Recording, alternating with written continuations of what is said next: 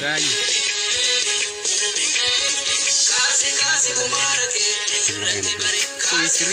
Murmu makin kefagan, murmu makin kefagan.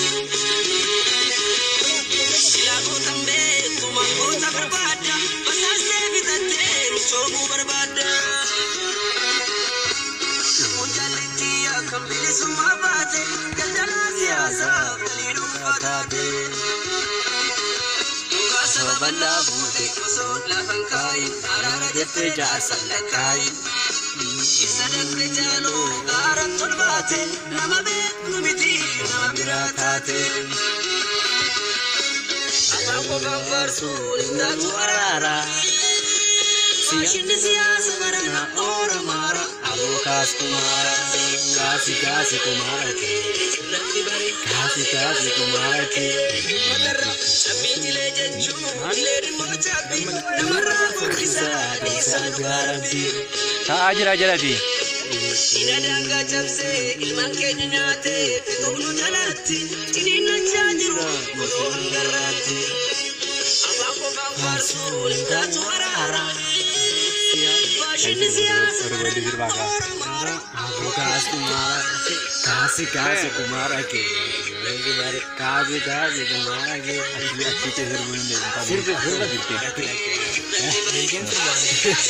Badan kita dan dukul ikan. Ruwaya kasfarnya. Panti dia dan lagi. Beli kaba. Sanya bicara bah. Mereka maroke. Maro mari sabah. Kisah kisah be. Sila lo litaba. Enggak. Enggak. Safit.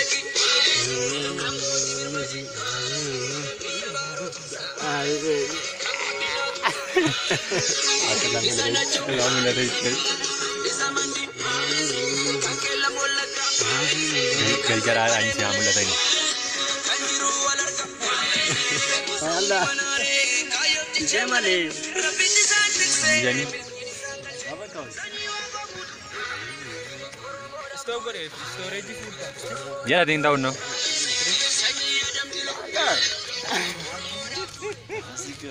Baka. Tinggal nanti deh.